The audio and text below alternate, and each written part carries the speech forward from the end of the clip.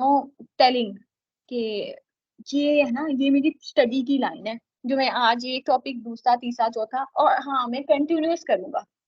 आप जैसे ग्राफ्स को आप पढ़ चुके, आप स्टडी करते हैं, तो आपको पता है ये स्ट्रेट लाइन क्या शो कर रही है, कि इसमें एक कंटिन्यूअस सीक्वेंस जा रहा है जिसमें कोई भी डिसेलरेशन या एक्सीलरेशन नहीं है, ठीक है। लेकिन नहीं, हम तो ऐसा नहीं करेंगे। हम इतने अच्छे से तो पढ़ नहीं सकते कि हम रेगुलर बेसिस पे बड़ा अच्छा पढ़ रहे हैं। हमने फर्स्ट से स्टार्ट किया, हमने कहा आज तो पहला दिन है, आज तो हमारा फन का दिन है, आज का दिन कुछ नहीं पढ़ना, हम कल से स्टार्ट करेंगे। वो कल से स्टार्ट करने का ये दिन था। ये दिन जिस दिन पे आपने सोचा हम कल से स्टार्ट करेंगे, उस पर आपने थोड़ा सा बुक खोली, थोड़ा सा टॉपिक देखा, आपने कहा बस ठीक है।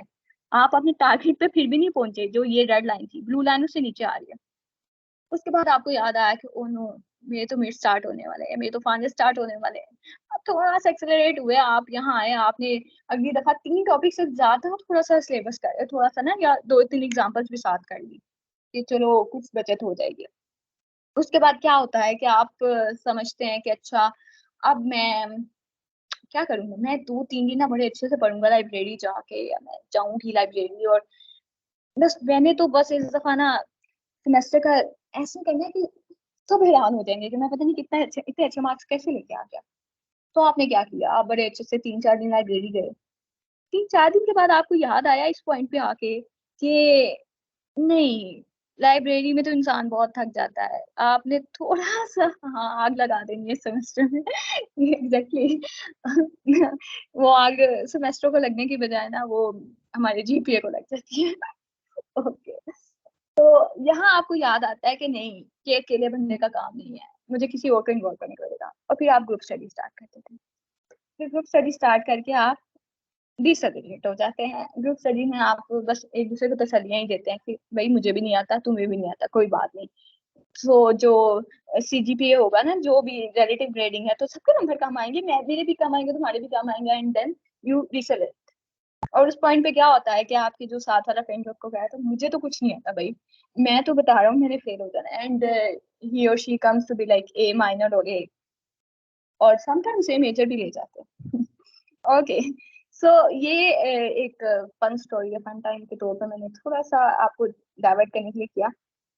ये क्या है, ये हमारी आइडियल रिग्रेशन है। ये जो लाइन है, रेड लाइन है, ये हमारी आइडियल रिग्रेशन है, जबकि जो हम एक्चुअल वैल्यूज ले रहे हैं वो ये पॉइंट्स हैं। अब इन पॉइंट्स को करें तो ये कर्व आएगी, ये कभी भी स्ट्रेट लाइन नहीं आएगी, क्योंकि एक्चुअल केसेस में हम एज सच आइडियल बिहेवियर को फॉलो नहीं कर रहे होते, ठीक है। सो हम अगर ये देखें तो रिग्रेशन क्या है। रिग्रेशन ये है कि उसने ये जो ब्लू पॉइंट्स है ना, इनको स्टडी कर, इनको जानना है कि वो ब्लू पॉइंट्स कहाँ से आएंगे, कैसे आएंगे, डेटा के थ्रू। वो डेटा के थ्रू आप वो ब्लू पॉइंट्स देखेंगे, एक न्यूमेरिकल आउटपुट, और न्यूमेरिकल आउटपुट एक ही होगा one at a time. Regression में आउटपुट क्या होगा, वन एट अ टाइम। आप आगे जाएंगे, आगे जो आपने ग्राफ देखा भी, उसमें हर एक पॉइंट पे एक ब्लू डॉट है, ज्यादा नहीं है, या क्लस्टर नहीं है बहुत ज्यादा, वहाँ डिफरेंट डिफरेंट आउटपुट एक टाइम पे नहीं आ रहे, ठीक है। वहाँ एक आउटपुट है, या तो आप अच्छा पढ़ रहे हो, या तो आप आधा टॉपिक कर रहे हो, या तो आप ग्रुप स्टडी कर रहे हो, या तो आप लाइब्रेरी बैठे हो, ठीक है। एक एक टाइम पे आप एक जगह प्रेजेंट हो, इसी तरह आउटपुट एक पॉइंट पे एक ही जगह है, ठीक है। So technique use to predict a continuous numerical value. अब वो न्यूमेरिकल वैल्यू है like 1 topic, 2.5 topics, 3 topics, and after group study 0 topics. So that's, और इनपुट वन और मोड हो सकते हैं। जैसा कि आप स्टडी सोचते हो, स्टडी के मैंने स्टडी करनी है, उसके पीछे 2 रीजन हो सकती हैं। या तो आपको आपको पता है कि आपके मिनट्स आने वाले हैं, तो या तो आपको बड़ी लाइक बहुत ज्यादा इत्मीनान है कि मैं शुरू से पढ़ना शुरू करूंगा ना तो अच्छे नंबर आएंगे। वैसे I don't know it happens with you और नॉट, बट या ये रेयर केसेस में होता है। या तो आपके एग्जाम्स आने शुरू होते हैं, कोई कोई भी रीजन हो सकती है, मल्टीपल रीजन भी हो सकती है। आपके एग्जाम्स भी हो सकते हैं, आपको पता है कि इस दफा ये सब्जेक्ट मुझे करना पड़ेगा क्योंकि ये आगे किसी सब्जेक्ट का प्री रिक्विजिट है। तो दीज आर द थिंग्स हमें ये देखनी पड़ती है। उसके बाद predicting the price of a house. अब ये एग्जांपल है कि फ्रॉम इट्स स्पेक्स गिवन। अब मैं आपसे कहती हूँ कि एक घर है, वो 1 BHK का लाइक फ्लैट है, कुछ भी कह लीजिए फॉर एग्जांपल, सिंपल वर्ड में 1 मरले का घर है या 3 मरले का घर है, और नया बना है, बहुत अच्छा बना है, और उसकी प्राइस फॉर एग्जांपल मैं कहती हूँ 50 लाख है। दूसरी साइड पे मैं कंपेयर करती हूँ कि 5 मरले का घर है और उसमें 7 साल पुराना बना हुआ है और उसकी प्राइस, अब आप गेस करें उसकी प्राइस क्या होगी। अब हमारे दो चीजें हैं, कितने टाइम से बना हुआ है और कितना एरिया है। ठीक है, अब आपको पता है area is directly proportional to what, area is directly proportional to the price. Like price, area ज्यादा होगा प्राइस ज्यादा होगी। लेकिन आपको पता है कि घर पुराना बना हुआ है तो ऑब्वियसली वो उसकी रेनोवेशन का काम होने वाला होगा, वो उसकी बुनियादें थोड़ी सी हो सकता है वीक हुई हो। तो आप क्या करते हो, फिर क्या आप करते हो, आप कह देते हो कि जो है ना उसका time factor is inversely proportional to the price. ये रिग्रेशन डील करता है। रिग्रेशन ये पैटर्न स्टडी करता है, ये इनपुट्स को स्टडी करता है, उसमें एक इक्वेशन निकालेगा, इक्वेशन में कुछ भी पुट करके आप आउटपुट निकाल सकते हो कि आपका ब्लू डॉट कहाँ आएगा। Many types of regression including linear, multiple regression, logistic regression, ये हम आगे देखेंगे। डिफरेंट टाइप्स ऑफ रिग्रेशन आएंगे। ठीक है, अब ये एग्जांपल्स हमने स्टडी कर ली कि हम किस तरह से, अब बेसिकली क्या करेंगे, let me just show for your little quick just a minute।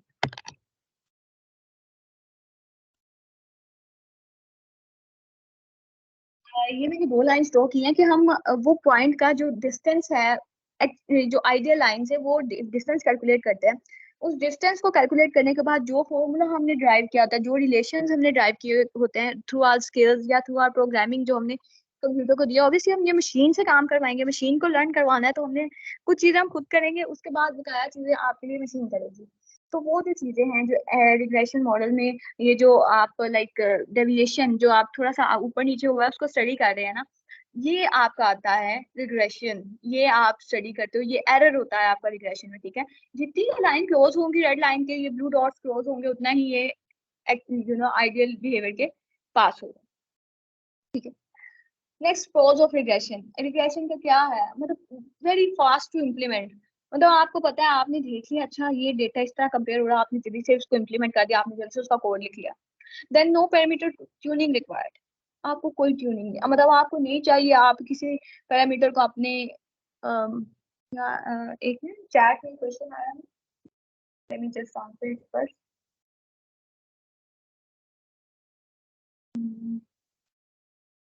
Yeah, is it possible for AI to enhance itself autonomously? Yeah, without any. Yeah, exactly.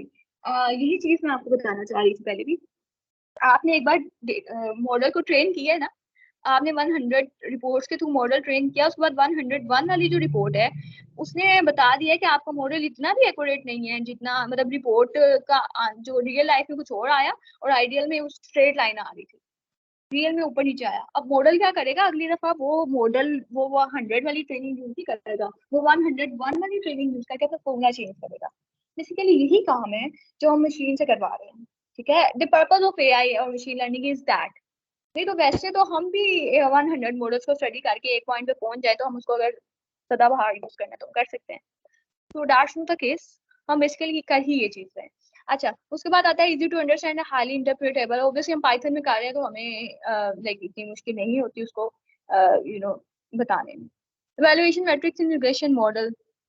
Okay, अब रिग्रेशन मॉडल्स में ना हम जो फाइंड करते हैं, हमारा बेसिकली जो error होता है, हमने ना रिग्रेशन में एरर फाइंड करते हैं, ये याद रखना। रिग्रेशन में हमने डेविएशन फाइंड करनी है, जो हम एरर का नाम दे देते हैं। वो ग्राफ में जो डेविएशन है, उस डेविएशन को निकालने के डिफरेंट तरीके हो सकते हैं। डिफरेंट तरीके क्या है, हम मीन एब्सोल्यूट एरर पे सबसे पहले आएंगे। थर्ड पे जो मेंशन है वो क्या होता है, 1/n। N is the number of points, number of data input points. ठीक है, एंड इनटू एक्स माइनस, जो भी हमने डेटा की लाइन को रिप्रेजेंट किया है उसको एक्स माइनस एक्स बार और एक्स हैट जो वो है, वो डेविएशन है जो आ रही है ना बेसिकली हर एक पॉइंट पे। तो उनको हम माइनस करके एक दूसरे से एन से डिवाइड कर देते हैं, वो हमारे एरर आ जाता है, मीन एब्सोल्यूट एरर। ठीक है, वो हम सब पॉइंट पे ऐड करते हैं ना, उन्हें ऐड करके उसको 1/n पे कर देते हैं मल्टीप्लाई, तो वो हमारे पास मीन एब्सोल्यूट एरर आ जाता है। अब mean absolute error is somehow correct, but उसमें क्या होता है कि स्मॉल वैल्यू भी आ जाती है, थोड़ी बहुत डेविएशन तो चलती है। हो सकता है ह्यूमन एरर हो, जैसे हम फिजिक्स में पढ़ते आए हैं कि जी कुछ भी एरर की वजह से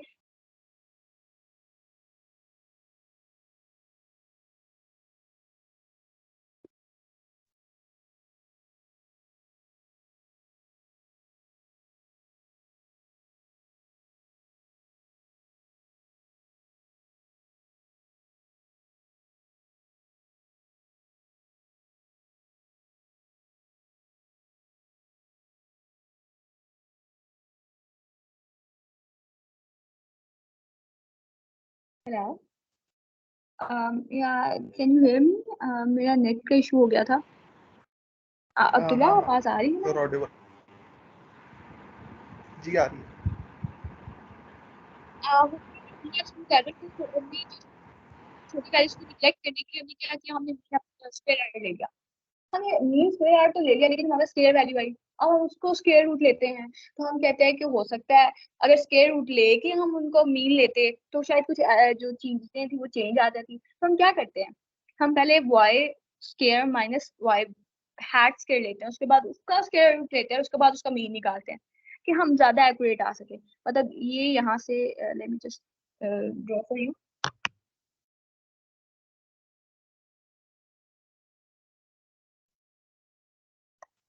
फर्स्ट से सेकंड और सेकंड से फर्स्ट तक पे मूव करते हैं। और रूट्स के बेसिकली ये है कि हम एक पॉइंट पे ले रहे होते हैं, हम मीन नहीं लेते उसका, या हम सिंपली एक पॉइंट पे ले लेते हैं। ठीक है, अब ये जो स्टेप्स थे, इसका सिंपल फॉर्मूला है। हमने देखना है कि हमने कौन सा अप्लाई करना है और किससे हमारा जो एरर है वो कम आ रहा है। या फॉर एग्जाम्पल हो सकता है कि आप कहें कि नहीं, हमने रूट मीन्स के एरर ही लेना है, लेकिन जो चीजें आप निगलेक्ट कर रहे हैं वो निग्लेजिबल नहीं हो।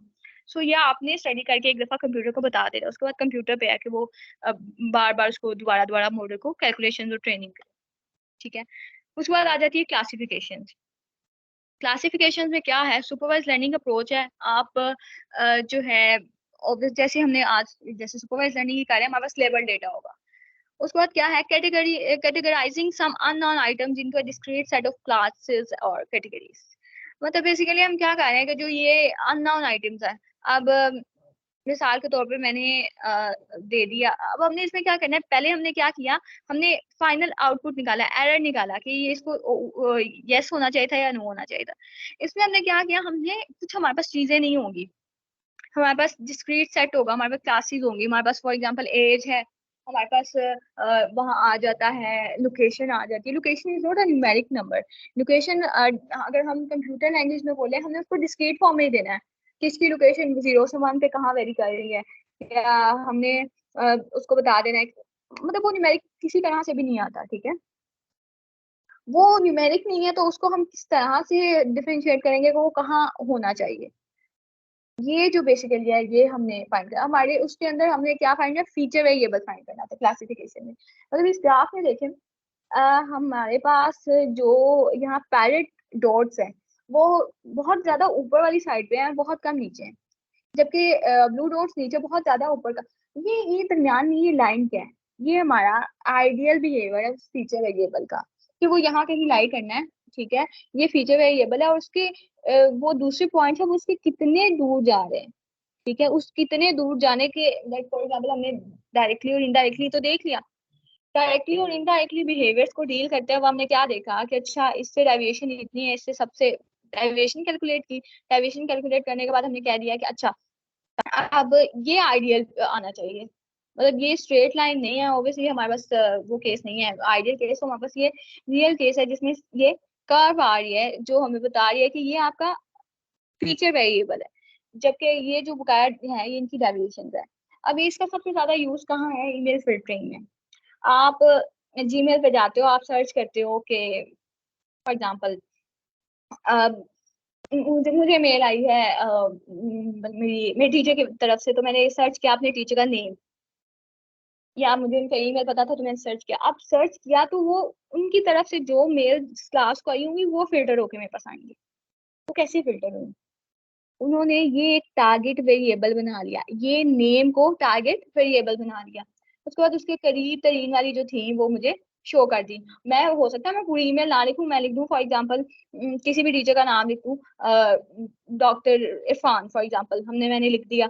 अब वो डॉक्टर इरफान, वो डॉक्टर इरफान का नाम कुछ और भी हो सकता है, लाइक लंबा भी हो सकता है, छोटा भी हो सकता है। अब उस लिहाज से वो क्या है कि वो जितना ज्यादा नेम लंबा होता जा रहा है उतना ज्यादा डेविएट करता जा रहा है। अगर उससे नेम कम है तो ये जो ये चीजें हैं वो शो होती जा रही है। ठीक है, हैंड राइटिंग रिकग्नाइजेशन, या अच्छा हैंड राइटिंग का बेसिकली ये आता है जो हमने सीआईडी तो हमने बचपन में देखा, जिसमें वो एक फोरेंसिक लैब में हम चेक कर रहे होते हैं कि अच्छा ये हैंड राइटिंग इससे मिलती है और इसकी हैंड राइटिंग इस तरह से है। हमारा ह्यूमन बिहेवियर है कि हम जितनी भी हैंड राइटिंग अपनी चेंज करके लिखते हैं, कुछ पैटर्न्स है, कुछ बिहेवियर्स हैं जो करीब करीब ही रहते हैं। For example I am writing my name, तो मैं अगर उसको एम को लाइक कैपिटल में लिख रही हूँ और कहीं मैं लिख रही हूँ तो मैं उसको थोड़ा सा स्टाइलिश करके, उसकी लेंथ, उसकी विड्थ कितनी आनी है, या उसका स्ट्रोक की डेंसिटी कितनी होनी है, वो चीजें मेरे लाइक मेरी बिल्ट इन है, ठीक है। उन चीजों को डिटेक्ट करने के लिए हैंड राइटिंग रिकग्निशन, और उसके अलावा हमारे पास जो है अच्छा जो फिंगरप्रिंट रिकग्नाइजेशन है वो भी हम यहाँ से करते हैं। वो किस तरह के, ये पैटर्न स्टडी करता है ना कि कितना करीब है। जो अगर अब हम मोबाइल का करते हैं लोग के, हमारे फिंगरप्रिंट लाइक हमारा जो फिंगर है वो उसके ऊपर कुछ ऑयल लगा हुआ है तो वो नहीं डिटेक्ट करता, क्योंकि वो डेविएट करता जाता है ना इस पॉइंट से। जो इसके बिल्कुल एक्यूरेट आएगा या बिल्कुल 90% 95% पास आया तो उसको वो कह देगा कि यार ये फिंगरप्रिंट एक्यूरेट है, ठीक है। ओके, क्लासिफिकेशन के एल्गोरिदम्स जो हम मशीन लर्निंग में देखेंगे, लॉजिस्टिक रिग्रेशन। रिग्रेशन बेसिकली है तो अलग से एल्गोरिदम, लेकिन लॉजिस्टिक रिग्रेशन, रिग्रेशन की टाइप कह लें लेकिन वो रिग्रेशन की टाइप नहीं है, वो हम क्लासिफिकेशन में उसको डील करते हैं। डिसीजन ट्रीज, डिसीजन के लिए हमने डीएसए में ये ट्रीज को स्टडी किया जाता है, डेटा स्ट्रक्चर्स एंड एल्गोरिदम्स में वहाँ डिफरेंट ट्रीज आती हैं। वो ट्रीज बेसिकली मशीन लर्निंग में भी यूज होती है। रैंडम फॉरेस्ट, ये जब हमारे पास आ जाता है डेटा बहुत ज्यादा बंच में, वो बहुत ज्यादा उसकी डाइवर्सिटी आ जाती है तो हम ये देखते हैं। उसके बाद फोर्थ वेक्टर मशीन्स, ये बहुत इंपॉर्टेंट है। और उसके बाद के नियरेस्ट नेबर्स, के नियरेस्ट नेबर्स ये बेसिकली हम एक ट्रीज की तरह ही डील करते हैं। उसके बाद इस फोर्थ वेक्टर मशीन है, क्या करते हैं हम उसकी डेविएशन को मेजर करने के लिए, उस टारगेट वेरिएबल को निकालने के लिए हम एक वेक्टर्स को हम लाइक लीनियर अलजेब्रा से हम जाते हैं वेक्टर्स में, जिसको हम स्टडी करते हैं कि किस तरह से हम उसको एनालाइज कर सकते हैं। अच्छा, उसके बाद ये दूसरी हैं, ये आप हायर लेवल पे न्यूरल नेटवर्क्स, आपके डीप लर्निंग में वो न्यूरल नेटवर्क साइड पे आ जाता है जहां हम बहुत ज्यादा डेटा इंटेंसिटी इंक्रीज कर देते हैं हमारी लर्निंग की, वो है। अच्छा, उसके बाद क्लासिफिकेशन वर्सेस रिग्रेशन। मैं रियल क्विक इसको लेके चलती हूँ। क्लासिफिकेशन में बेसिकली ये है, रिग्रेशन में क्या है, हमारे पास एक ही वेरिएबल, मतलब एट अ टाइम एक वेरिएबल एग्जिस्ट कर रहा है, ठीक है। एट अ टाइम एक वेरिएबल एग्जिस्ट कर रहा है, और ये हमारा जो लाइन आ रही है ना, ये हमारा आउटपुट होना चाहिए। ये जो ऊपर वाली लाइन है ये हमारी क्या है, ये हमारी लाइक रियल स्टेट में है, और ये हमने किसे मेजर किया है, ये जो हमारे पास डेटा था, ये जो सारा डेटा था हमारे पास उससे मेजर किया है, या लेट मी ओके। और जबकि क्लासिफिकेशन का क्या था, हमारे पास टारगेट वेरिएबल निकालना था हमने इन चीजों से, इसमें हमने एरर निकाला है। सबसे पहले ये जो है थी ब्लैक लाइन, ये हमारा आउटपुट आना चाहिए था, लेकिन ये जो इसके ऊपर नीचे आ रहे हैं और निकाला, इसमें क्या किया हमने, टारगेट वेरिएबल सेट किया, उसके बाद हमने पॉइंट्स के और डायरेक्ट इनवर्स या जो भी रिलेशंस के through, linear non linear relations के थ्रू हमने वो लाइन को निकाल लिया जो डिस्क्रीट हमारा आउटपुट आएगा। यहाँ तक हमने ये क्लासिफिकेशन रिग्रेशन के जो है था थेरेटिकल आउटपुट था, ठीक है। अब हम इसको एक दफा एक एग्जांपल में देख लेते हैं। मैं अपनी स्क्रीन शेयर करती हूँ। ये एग्जांपल सॉल्व है, लेकिन जस्ट टू मोटिवेट यू कि हम किस तरह सॉल्व करते हैं, just to give you idea about. तो इस तरह से हम लेके चलते हैं डिफरेंट। फॉर एग्जांपल हमारे पास डेटा सेट आ गया है, let me just share my screen.